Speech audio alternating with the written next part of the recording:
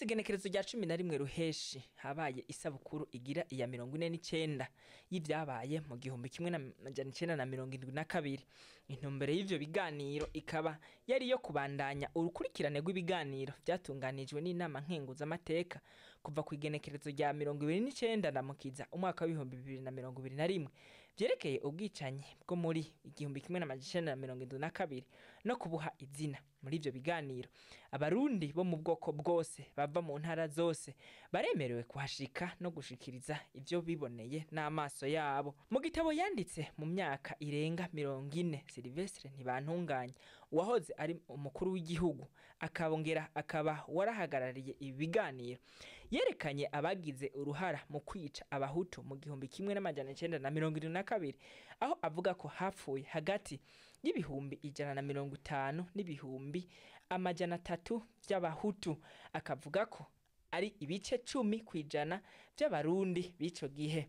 Yadomye urutoke cyane kubakoze iryo bara, aho yavuze ko ari leta y'u Burundi y'ico gihe yari irongowe na Michel Micombero afatanije n'akakiwe, aho aravuga nka Albert Shibura, Andre Yanda, Artemos Mbananiye, Thomas Ndabemeye, Jean Baptiste Bagaza yahavuye amusubirira ku butegetsi. Abo bose bakaba bakorana no mugwi w'ugwaruka Jerere mu guhonya abahutu.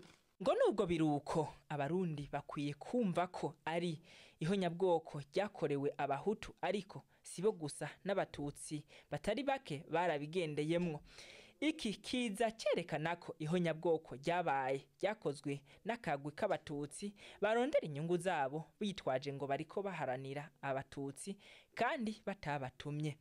Abanyagihugu babuze ababo bagerageje kwerekana ko ibyabaye mu gihumbi 1972 ari ihonyabwoko by'ukuri. Mu ntahe batanze aho twovuga nka Kazimiri Ngendanganya uwo yahatswe kwicwa, Anatole Kanyenkiko yavuze ibyabaye muri Lycée Don Bosco Ingozi, Ntabingura Hamisi, Vincent Ngendambizi, Nahayo Firme, umupfasoni Fides, Pascal Maboko yakuye ari hanze, umupfasoni Florida n'abandi. Sylvestre Ntibantunganya yarangije asaba leta cyane umukuru w'inama nkenguza amateka n'icegera c'umukuru w'igihugu bari ngaho ko bakwiye kwemeza ko mu gihumbi 1972 habaye ihonyabwoko, maze bakabimenyesha no mu makungu. Mwe murongoye leta nyakubahwa cegera cyane cy'umukuru w'igihugu,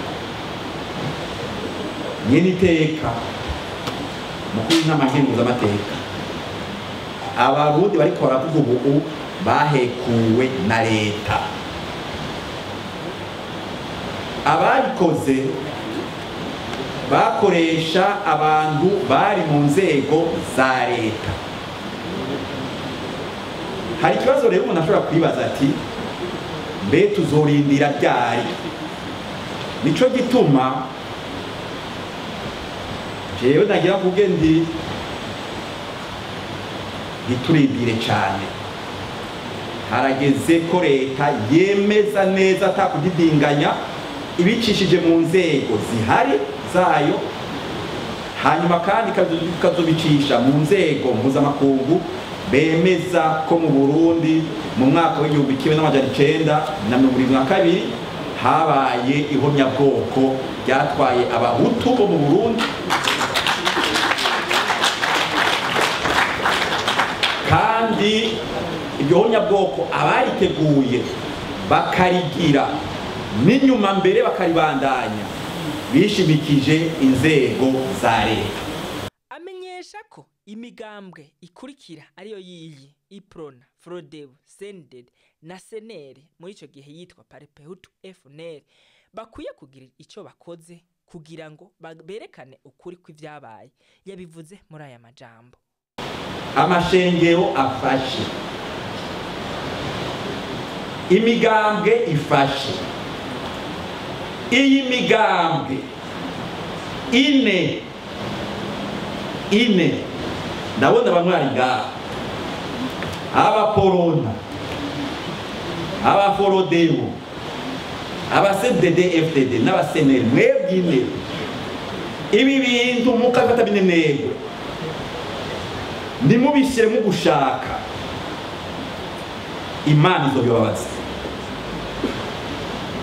Tworangiza tubamenyesha ko iryo koraniro ryari ryatewe iteka na nyakubahwa arongoye inama nkenguzamateka Emmanuel Sinzohagera, cegera c'umukuru w'igihugu Prosper Bazombanza, ambasaderi w'Ububirigi, icegera c'urongoye inama nshingamateka n'abandi.